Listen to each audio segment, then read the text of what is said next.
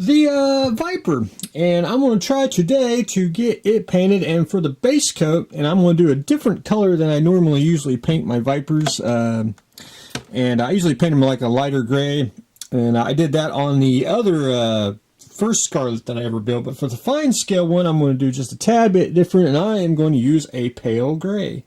I think that will make it just a tad bit different and unique. And then once I get the base coat on, take some pictures, then we can start doing, I'm going to probably end up doing the decals, but I'm haven't decided if I really want to paint it or do the decals for the stripes. So anyway, we'll jump that bridge when we get there. But anyway, we're getting ready close to paint that, so hopefully I can get that painted today. The bird of prey, we're getting real close to being done. I went in with a little bit of pigment, and I don't know if you can actually see it, just kind of dusted a few spots, but I tried to do a little rusted out. A little bit of browns just to contrast with the green. I still got to take more of the brush here and get it more fine-tuned, then flip it and do the bottom. But then I'm just going to do a little bit in a few little areas just to break up the green monotony just a little bit. And I'm going to go in with the airbrush and probably with some ink, wherever I put that. Oh yeah, I put that in the door over there. I'll probably do some dirty shading, and then I gotta finish painting the photon torpedo launcher, which is probably going to be more of a metallic gray. I'll just take a brush and do some dry brushing on it, and just a couple. I'm going to do a dirty wash around the red ring here, and then we can finish this up. It's a very fun model. I mean, it's got a couple I wouldn't say fit issues, a couple gaps, and that's basically along the wings here and a little bit there. But after that, once you get it together, I mean, it's just an absolutely fun kit to build. I mean, you could build a bunch of these, and painting is just totally different on every one of them. If you built one, it's just really a great kit. The Kettenkrad, I did get one side of the track on. Basically, one sprue here is one link of track for the side of the Kettenkrad. One thing I got to do is I got to clean up some of where I actually cut off the pads here on the edges. Got to get them cleaned up, but I wanted to get the track on, and what I'm going to do is I'm going to glue it on, and then I got to put some spacers in here. I got to get the sag going for the track here. So what I'll do is I'll glue this down, and I'll start shoving in basically some spacers so it'll hold that down, and then let that sit, and then we'll flip it over and we'll start doing the next track, the next side of the track, probably either tomorrow or starting next week. But for the putty, I went ahead on both sides here. See if I can flip one arm. Barely did it on that side. Started doing the red putty.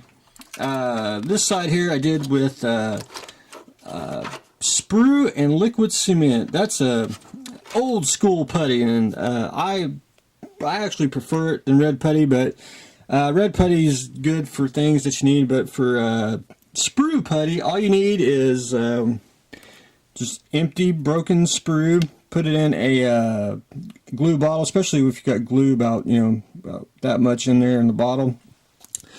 Throw it in there and let it dissolve, and you have a nice plastic putty. And this putty is basically styrene putty, and all you do is you can put it on, and you can take a spatula or a back of a paintbrush, and you can smooth it out.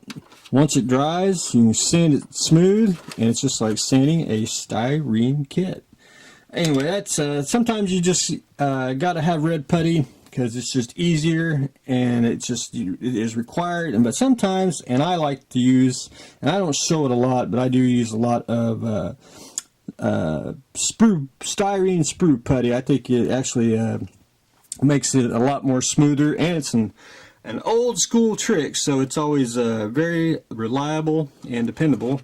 The only thing is you got to let it cure, and that's usually about a couple days. I mean, if you're not in a hurry, once it cures and gets basically plastic hard, sand it, good to go.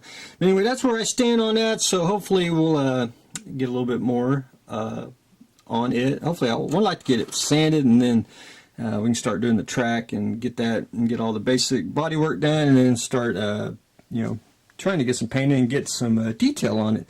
The TV8, I don't know if I showed it last time, but I did the toothpick method. I drilled a hole on the bottom there. That's just so it'll give it something to be sturdy and you can still swivel it.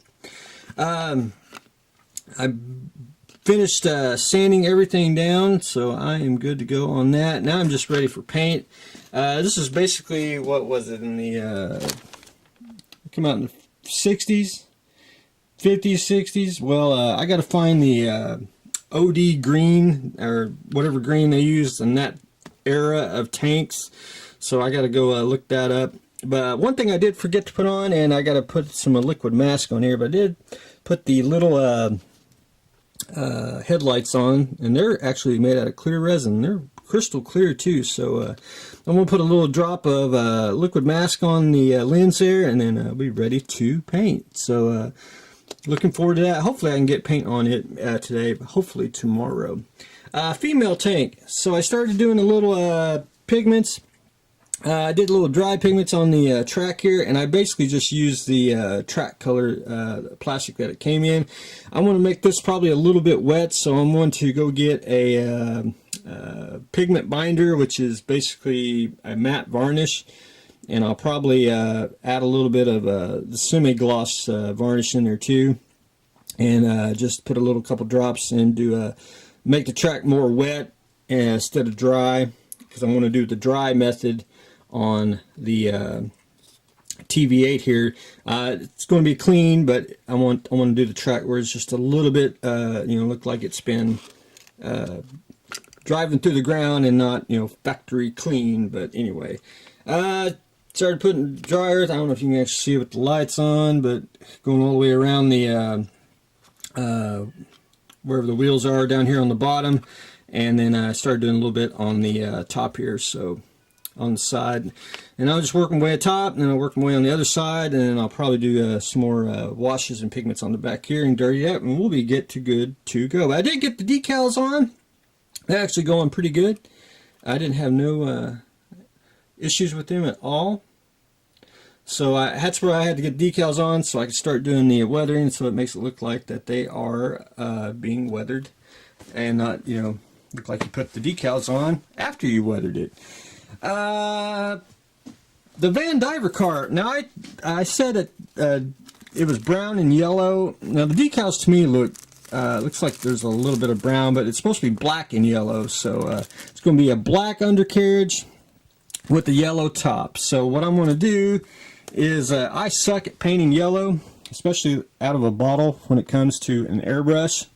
So what I'm going to do is I'm going to go get a spray can of that yellow, or close to it, and then I'm going to paint the whole car in yellow, and then I'll mask it off and do the black with the airbrush, and that'll be a little bit easier. This will be enamel on top and an acrylic on the bottom. That's not no big deal. But anyway, to me the decals look it looked like it got a little brown tint, but it could be my lights, and I really didn't observe the reference pics that closely. But anyway, it's going to be a couple boring videos on the car here. I actually went and sanded down some of the spots that the primer kind of bubbled up on. Got a little more to do on the top here, and after I sand that, I'm going to take filler primer, which I think is basically Mr. Surfacer.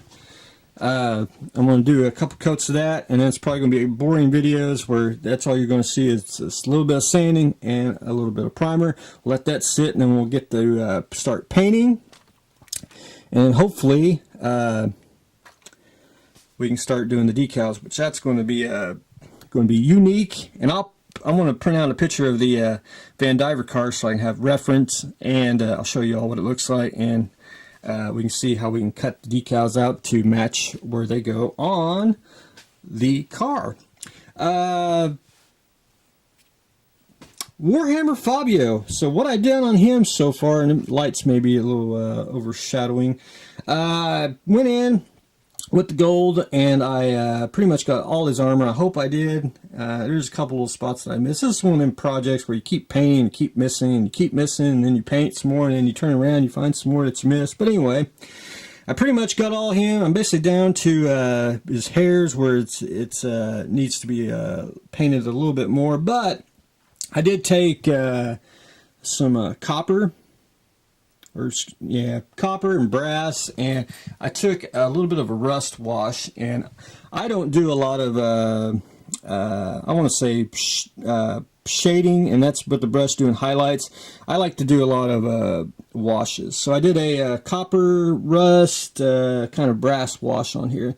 Once this really dries, I'll go in and since it's a detailer wash, I can go in with a wet brush and wipe off the excess and just to get the creases in there, and then I'll go in and probably with a little bit of white, and I'll do a little bit of dry brushing, just do little highlights of the armor, and I'll probably mix the white with a little bit of metallic, because I'll see how it looks first before I put it on the figure, but I'll probably do a little white and gold and just see how well highlights will look like on his armor. But we want him to look good and used, not spiffy brand new on Warhammer Fabio.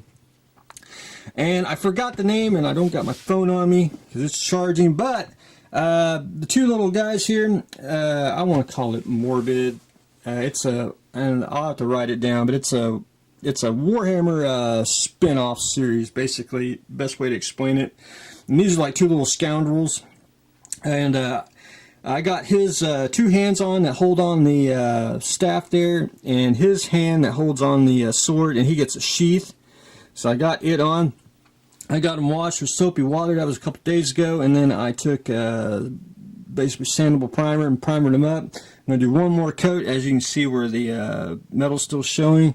Get that primered, and then we'll be ready to paint them. And I don't have my phone on me to show you the pictures what they look like, so I'll try to do that tomorrow. But anyway, that's a very quick version of what I've got going on today. We're doing the Morheim, I think it's what it's called, for the Warhammer twins there. More painting on Warhammer Fabio.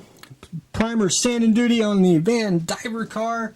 Starting to weathering the female tank, getting ready to paint the TV8. Track duty and putty duty on the Kettenkrad.